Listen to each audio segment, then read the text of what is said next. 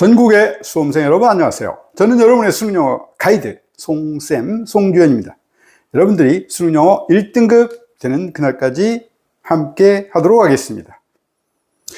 자, 오늘부터는 여러분들이 정답을 추론할 수 있는 핵심 단서 6가지에 대해서 살펴보도록 하겠습니다. 이전까지는 수능영어의 유형별 분석을 통해서 각 유형별로 풀이 전략과 사례에 대해서 살펴보았는데, 오늘부터는 핵심 단서 6개에 대해서 살펴보는데, 오늘은 그 첫 번째 시간으로 접속사와 활용 사례에 대해서 알아보도록 하겠습니다. 자, 근데 여러분들 이 단서라는 게 무엇입니까? 단서에 대해서 간단히 살펴보고 접속사에 대해서 알아보겠습니다. 자, 단서라는 것은 여러분들이 정답을 추론할 수 있는 논리적이고 합리적인 근거를 말합니다. 이 단서 없이도 문제를 해결할 수 있습니다. 저는 그것을 감에 의한 해결이라고 말씀드리겠습니다. 물론 감에 의해서도 문제를 해결할 수 있는데 이렇게 하면 정답률과 확신이 떨어지게 되어 있습니다. 여러분들이 정답을 추론할 수 있는 핵심 단서를 알고 그것에 기반하여 논리적이고 합리적인 추론을 통해서 정답을 도출한다면 여러분들은 확신과 정답률을 높일 수가 있는 것입니다. 여러분들이 그래서 앞으로 진행될 핵심 단서 6가지를 여러분들이 활용할 수 있다면 여러분들은 강력한 무기를 장착한 그런 정예병으로 거듭날 것이라고 저는 확신합니다. 자, 저는 단서의 중요성에 대해서 예를 들 때 셜록 홈즈의 예를 듭니다. 이 셜록 홈즈라는 소설에는 홈즈와 왓슨이라는 두 등장 인물이 있죠. 이 왓슨도 굉장히 훌륭한 지식과 지혜를 갖췄지만 왓슨은 전혀 문제를 해결하지 못합니다. 반면 홈즈는 순식간에 문제를 해결해 나가는 것을 볼 수가 있습니다. 이 왓슨과 홈즈의 결정적인 차이는 무엇일까요? 그렇습니다. 이 두 사람 간의 차이는 단서를 포착하고 그 단서에 기반하여 논리적이고 합리적인 추론할 수 있는 능력이 있는지 여부가 두 사람의 차이입니다. 홈즈는 이런 능력이 있으므로 즉시 문제를 해결할 수 있고, 반면에 왓슨은 단서가 무엇인지를 모르고 따라서 아무리 그 현장에 많이 가도 문제를 해결할 수가 없는 것입니다. 자, 이 홈즈처럼 여러분들도 단서를 포착하고 이 단서에 기반해서 논리적인 추론을 할 수 있는 능력이 있다면 여러분들은 강력한 무기를 가진 그런 군사와 같습니다.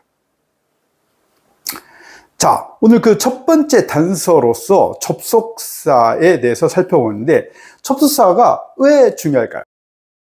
이 접속사는 18번에서부터 23번까지의 논술문과 31번에서 40번까지 추론문 뿐만 아니라 41번에서 45번까지 장문 독해에 이르는 많은 유형의 문제에 있어서 핵심적인 단서로 작용할 수가 있습니다. 자, 이 접속사가 왜 중요할까요? 자, 수능 영어에 등장하는 모든 단어는 다 중요하지만 이 접속사가 더 중요한 이유는 문장과 문장 간의 관계를 결정하기 때문에 그렇습니다. 제가 간단한 이 사례를 통해서 접속사의 중요성에 대해서 여러분들과 함께 알아보겠습니다. 자, 여기 지금 두 가지 문장이 있습니다. 1번 문장과 2번 문장은 시작은 똑같습니다. Tom studied hard 이렇게 되어 있습니다. 자, 근데 1번 문장의 경우는 접속사가 so죠. 2번 문장의 경우는 접속사가 but입니다. 자, 1번 문장의 접속사가 이 so인데 이 so를 우리가 순접 접속사라고 합니다. 순접 접속사라고 하는 것은 앞과 뒤의 문장이 논리적이고 순차적으로 모순 없이 진행되는 그런 관계에 있는 것입니다. 자, 그러면 1번의 톰은 합격할까요? 불합격할까요? 앞에 탐이 열심히 공부한 것에 논리적이고 모순이 없는 결론이 도출되어야 되기 때문에 이 1번의 톰은 합격하게 되어 있습니다. 반면 두 번째의 톰은 합격할까요? 불합격할까요? 자, 이 but이라는 접속사는 앞의 문장과 반대되는 결론이 도출해야 됩니다. 모순되는 결론이 도출해야 되죠. 자, 따라서 이 두 번째 통은 불합격해야만 하는 것입니다. 자, 이처럼 이 접속사라는 것은 문장과 문장의 관계를 결정하기 때문에 이러한 접사의 성질을 잘 활용하신다면 여러분들은 이 폭넓은 범위에 있는 논술문, 추론문과 작문도 이렇게 활용할 수가 있다는 얘기입니다. 자, 그러면 이렇게 중요한 접속사의 종류는 어떻게 될까요? 자, 이 접속사뿐만 아니라 여기서는 접속 부사도 포함해서 말씀드리겠습니다. 접속사는 크게 두 가지 종류로 나누어 볼 수가 있습니다. 첫째는 순접속사, 두 번째는 역접속사죠. 자, 순접속사라는 것은 앞문장과 뒷문장이 논리적이고 순차적으로 일어나는 경우를 말합니다. 반대로 역접속사는 앞문장과 뒷문장이 반대되는 결과, 모순되는 결과일 때 사용되는 접속사입니다. 자, 우선 순접속사의 경우 크게 지금 네 가지로 분류되어 있습니다. 인과를 나타내는 so와 같은 접속사, 첨가를 나타내는 and와 같은 접속사, 유사를 나타내는 likewise와 같은 접속부사, 예시를 나타내는 for example과 같은 그러한 접속사를 우리가 순접속사라고 볼 수 있습니다. 자, 반면에 앞뒤 문장이 논리적인 모순 관계에 있는 반대되는 결과가 도출되는 역접속사의 경우는 크게 대조를 나타내는 but과 같은 접속사, 양보를 나타내는 thought와 같은 접속사, 대체를 나타내는 instead나 강화를 나타내는 in fact 같은 접속 부사 등을 우리가 역접속사라고 할 수 있습니다. 자, 이외에도 굉장히 많은 접속사가 있는데 제가 일일이 여기에 다 기술할 수는 없고요. 혹시 여러분이 필요하시다면 제가 기술한 수능영어 1등급 공부법이라는 책을 참조하시면 감사하겠습니다. 자, 그렇다면 이렇게 문장과 문장을 결정하는 중요한 역할을 하는 이 핵심 단서, 접속사를 활용한 문제 풀이 사례를 알아보도록 하겠습니다. 풀이 사례는 2020년 6월 고2 39번 문제입니다. 자, 그러면 이제 문제를 통해서 구체적으로 이 접속사가 어떻게 문제 해결의 핵심 단서로 작용할 수 있는지 한번 살펴보겠습니다. 같이 읽어보겠습니다. 39번, 글의 흐름으로 보아 주어진 문장이 들어가기에 가장 적절한 곳을 고르시오. 이것은 전형적인 문장 삽입 문제입니다. 자, 우리 문장 삽입 유형의 문제는 어떻게 해결하는 것이 가장 최적의 풀이 전략이라고 말씀드렸을까요? 그것은 이 주어진 문장을 모든 것이 단서라고 생각하고 이 단서를 통해서 앞에 올 내용과 뒤에 올 내용을 추론하고 여기에 부합되는 번호를 이 본문을 읽으면서 찾아 나가면 된다고 말씀드렸습니다. 자, 그러면 그러한 풀이 전략에 따라서 우선 주어진 문장을 읽으면서 핵심 단서를 통해서 앞과 뒤에 올 내용을 추론해 보도록 하겠습니다. 자, 주어진 문장을 같이 읽어보면 But by the 1970s, psychologists realized that there was no such thing as a general creativity quotient. 해석을 같이 해보겠습니다. 하지만 1970년대에 이르러서 이 심리학자들은 일반적인 창의성 지수와 같은 것은 없다라는 것을 깨닫게 되었다라고 되어 있습니다. 자, 그러면 이 주어진 문장에서 앞에 올 내용을 추론할 수 있는 핵심 단서는 무엇일까요? 여러분이 한번 찾아보시기 바랍니다.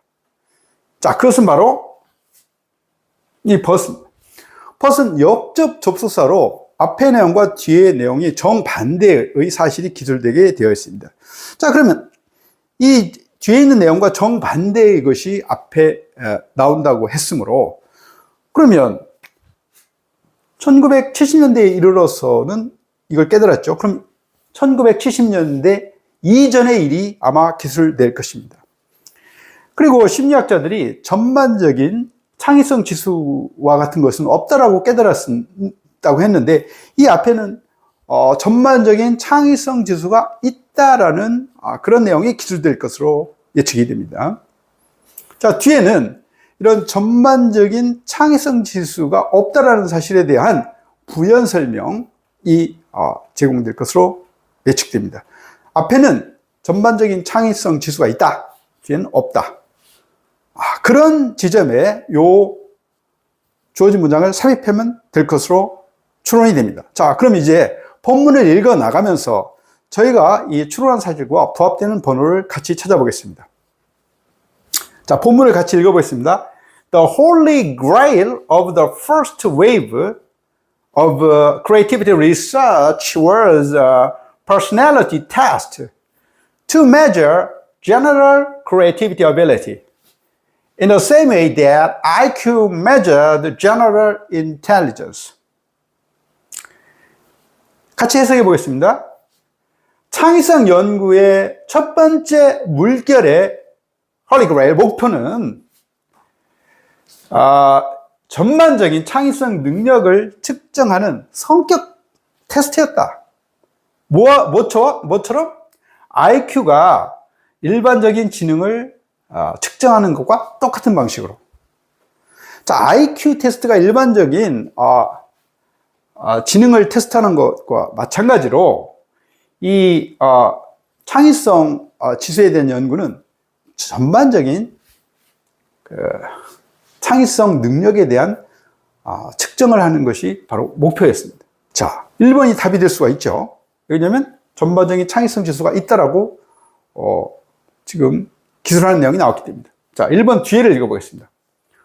A person's score should tell us his or her creative potential in any field of endeavor.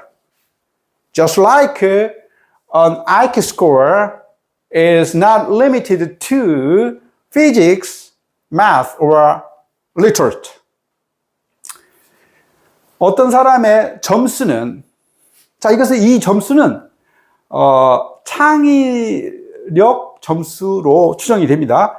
어떤 사람의 점수는 그 또는 그녀의 창의적인 잠재력을 말해줄 것입니다. 모든 그가 노력하는 분야에서. 무엇처럼?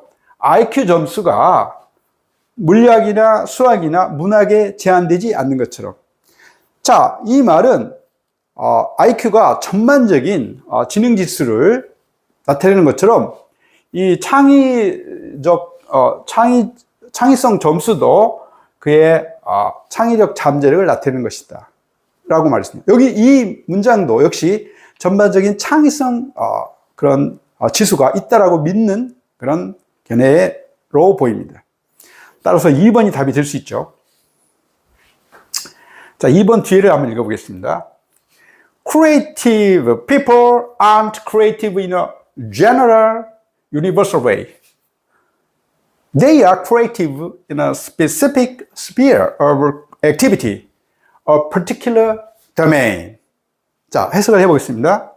창의적인 사람은 일반적이고 보편적인 방식으로 창의적인 것이 아니다. 즉, 그들은 어떤 구체적인 활동 분야에서만 창의적이고, 즉 특정 영역에서만 창의적인 것이다. 자, 이 말은 뭡니까? 전반적인 창의성 지수가 없다라는 견해죠.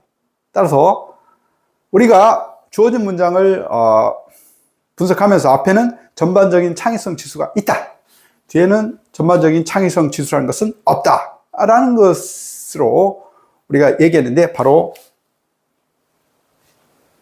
요 2번이 우리가 추론한 것에 부합되는 그런 번호로서 정답으로 확신할 수가 있겠습니다. 자, 이렇게 수능 영어의 문제를 해결하는 핵심 단서 6개 중에 오늘은 첫 번째 시간으로 접속사에 대해서 살펴보았습니다. 오늘은 이렇게 간단히 마치고요. 다음 시간에는 두 번째 핵심 단서인 대명사에 대해서 알아보도록 하겠습니다. 지금까지 저는 여러분들의 수능영어 가이드 송주현이었습니다. 감사합니다.